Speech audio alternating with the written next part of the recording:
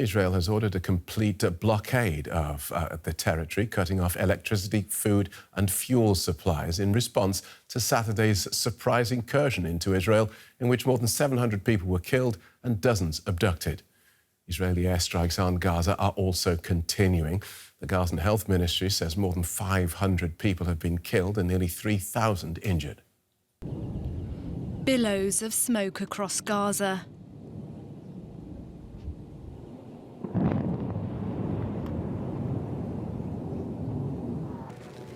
Israeli defense forces say they are striking hundreds of targets belonging to militant Islamist group Hamas and Islamic Jihad terrorist groups in the Gaza Strip.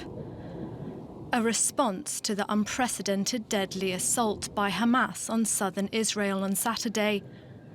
An IDF spokesman said it was the worst day in Israeli history. Never before have so many Israelis been killed by one single thing, let alone enemy activity on one day. And if you're Americans and want to compare this to something in American history, then this could be a 9/11 and a Pearl Harbor wrapped into one. Trucks carrying tanks and military equipment are lining up in southern Israel near the border. Our job is to make sure that at the end of this war, Hamas will no longer have any military capabilities to threaten Israeli civilians with. And in addition to that, we are also to make sure that Hamas will not be able to govern the Gaza Strip. This Israeli military footage shows airstrikes across Gaza. Missiles hit tunnels, apartment buildings, and a mosque. Residents of the territory are surveying the smouldering debris. Dozens of rockets fell on people while they were sleeping. There was no alarm or anything like that, so we ran out into the streets. We weren't prepared, as we had been home in bed. There were so many rockets. These attacks are not likely to relent soon. Israel's army chief says they are ready for a long battle. Well, Hazem Balusha is a journalist based in Gaza. He told DW about the situation there. Gaza is under bombardment all the time. Since day one, Israel started to retaliate and to bomb back streets, buildings, residential buildings, open fields, the harbor, excuse me. Everywhere there is bombardment. Many streets are cut. I can see in the streets some people are carrying small backpacks or their handbags and leaving their places, and some of them go to the UNRWA schools, taking it as a shelter. Some is like displaced and going to some of the relatives where they think that it's safe here to stay. No electricity, mostly few hours or maybe 1 hour a day. Some people didn't receive it for more than 30 hours. No electricity, which has affected the other aspects like water supply and other things. There is a cut of the internet. Many areas they have no internet, whether because the lines are cut or because lack of electricity. Let's take you back to Israel then, where we can join our correspondent Rebecca Ritters in Ashdod in the south of the country. Welcome, Rebecca. Let's start with the situation in Gaza and Israel at the moment.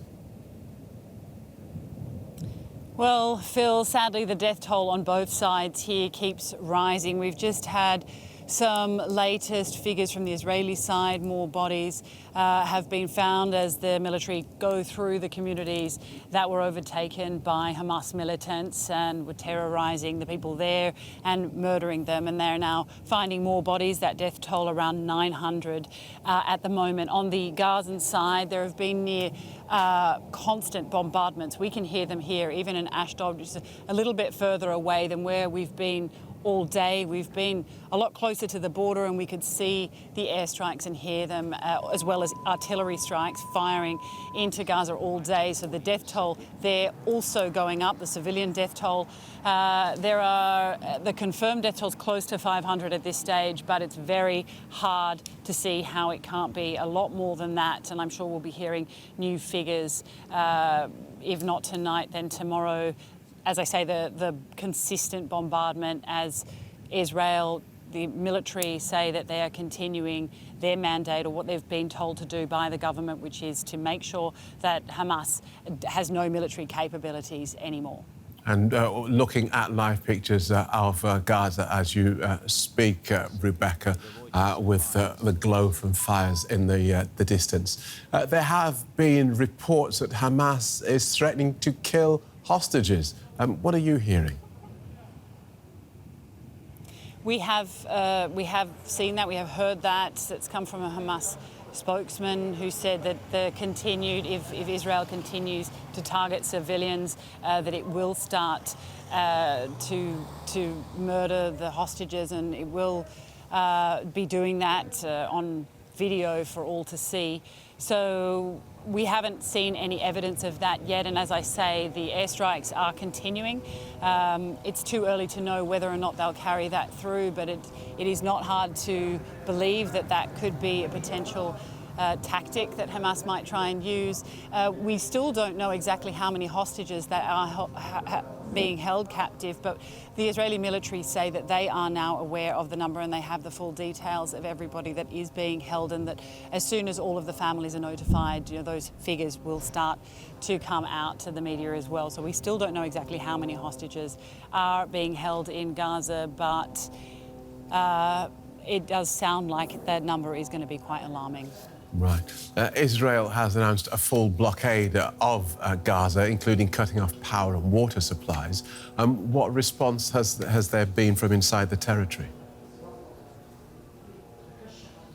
There hasn't been any particular response to that specific thing. We did hear from the Israeli Defense Minister earlier today saying that that indeed would be happening, that there would be no food, fuel, electricity. Gaza would be completely cut off as they continue pushing on with their war, trying to get their hostages out, trying to defeat the Hamas terrorist organisation and military capabilities of Hamas.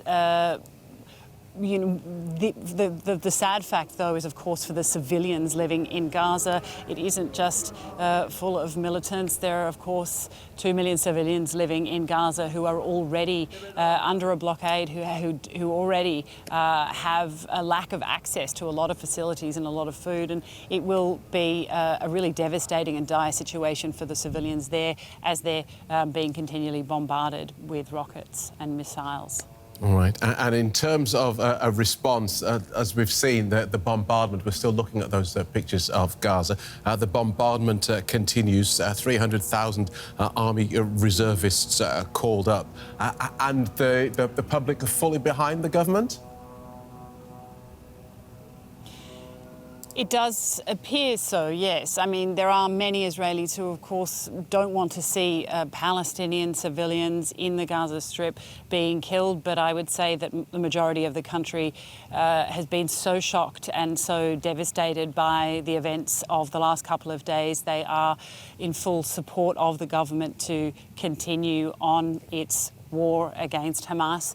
But of course there are those families of the victims, of the hostages, I should say, and they are also looking for answers. We're starting to hear messages of complaint by them saying that the government isn't doing enough to support them. But when it comes to the military operation, yeah, I would say that that most Israelis are in support of what's happening.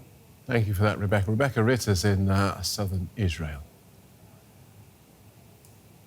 Well, Jason Lee is Save the Children's country director for the Palestinian territories. Welcome to DW.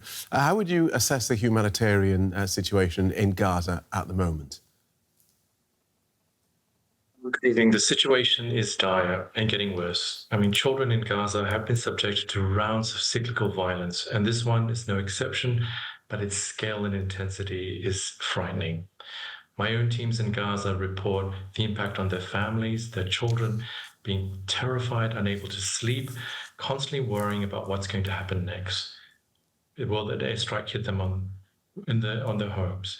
To date, we have 75,000 Gazans that has fled their homes and are seeking shelters in these schools at the moment.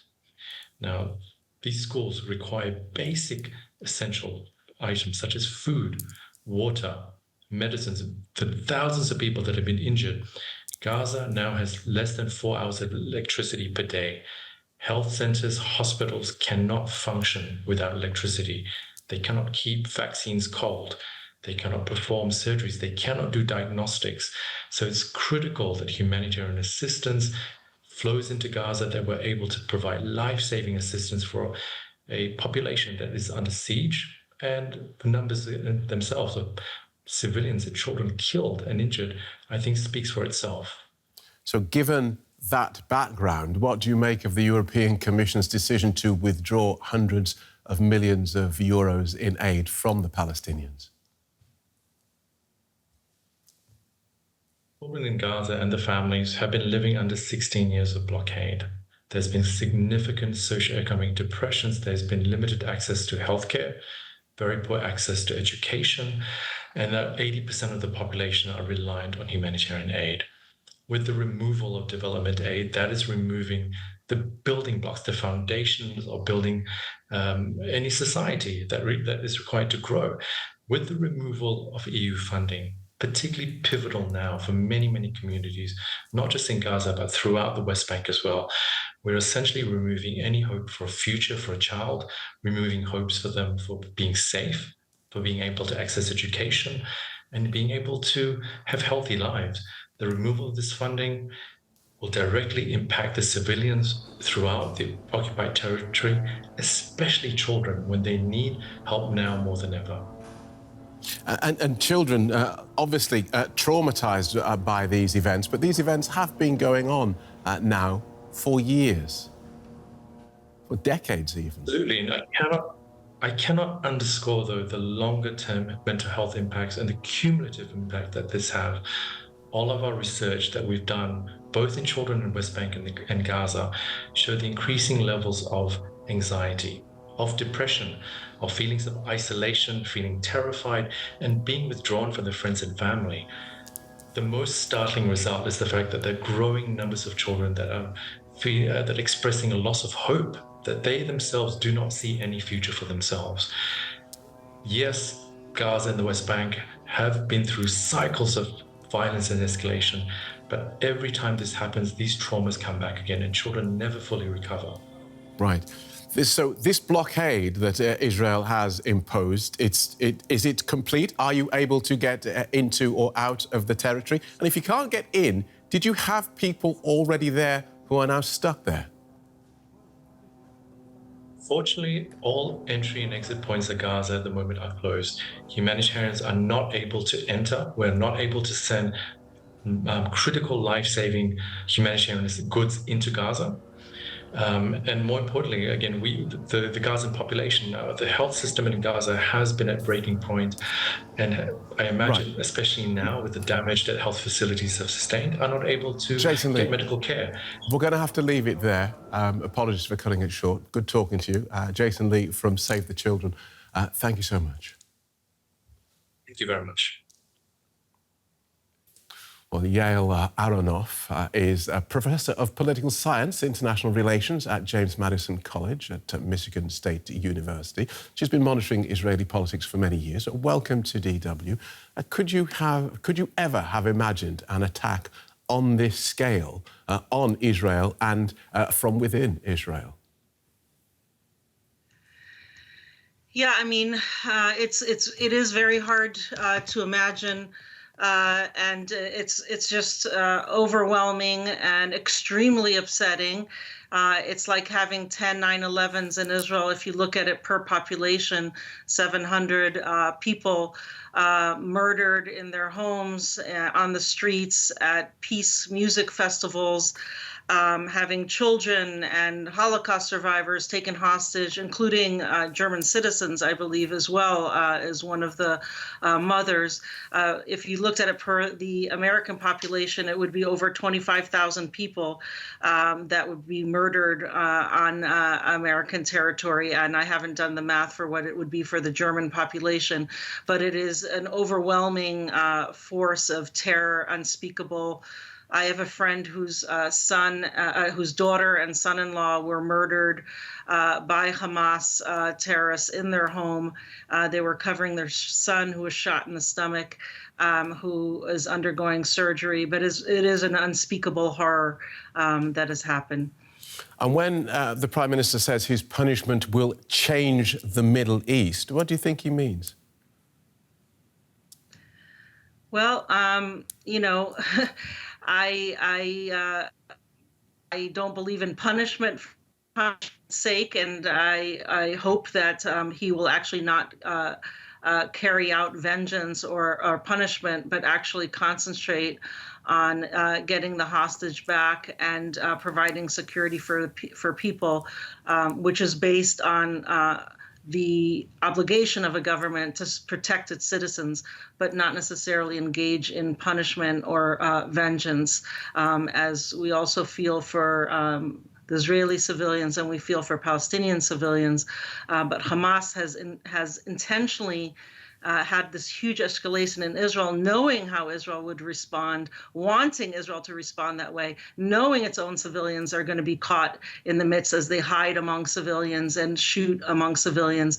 And this is just unspeakable trap that they've set.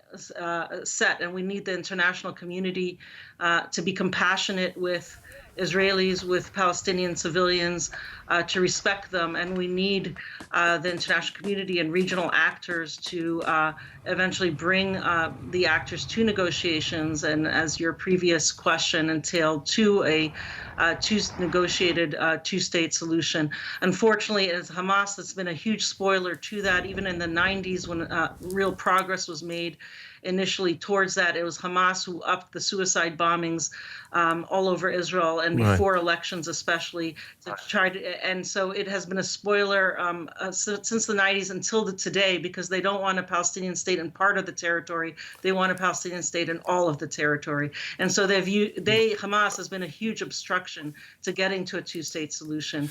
And but we can't be deterred in continuing negotiations with the Palestinian Authority. These attacks have come at a time when Israel was about to normalize ties with Arab countries. Do you see there being a backlash to these events? Yeah, absolutely. One can't help thinking that one of Hamas's motivations was to obstruct normalization between Saudi Arabia and Israel, which I hope would have been hinged on progress on the Israeli-Palestinian track and moving towards a two-state solution. But again, they have been opposed to a two-state solution, and they've been opposed to normalization between Saudi Arabia and Israel. We can't help we know that Iran is also back of this. They support and fund and train Hamas and Islamic Jihad. They are on Zoom meetings in coordination with them. So we don't have enough evidence to know to what extent it was for this particular weekend, but we know the preparations and backing has been from Iran, who has a big stake in trying to obstruct Saudi-Israeli normalization. So this is a big part of it, and it is going to set that back. And it is very, very unfortunate, because it could have, if under the right conditions, been used by regional actors and European and American actors to facilitate incentives and pressures on the Palestinian Authority and Israel, and perhaps a change in the Israeli government in the process that would able to make progress toward a two-state solution. So this is a huge step back, and it's intended to be so.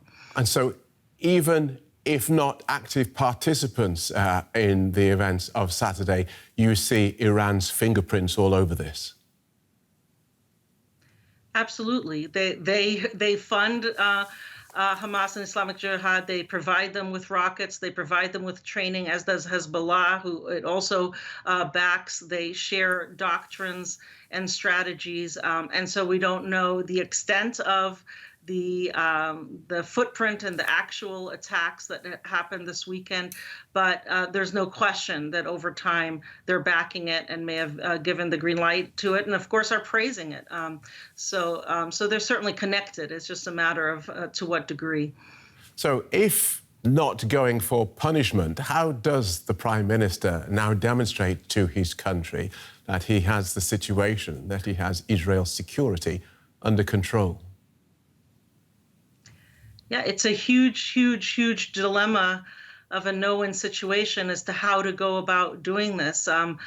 I, myself would believe in trying to get towards peaceful processes and negotiations as soon as possible.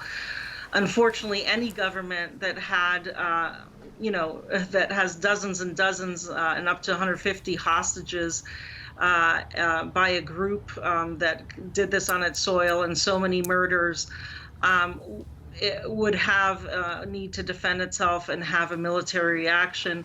The problem is that if you try to topple Hamas, it would come at a huge cost, and so that's a trap that could get Hezbollah involved. If Hezbollah gets involved with this 150,000 rockets, there could be thousands of Israelis who are killed, more Palestinians who are killed. So, I mean, there's just nothing but bad choices, and it's extremely upsetting that Hamas has laid this trap, and I would hope that this can be with the help of others, ended and negotiated as soon as possible so that more civilians aren't killed. But yes, it's not. Okay, we'll leave it there, Professor. Time is against us.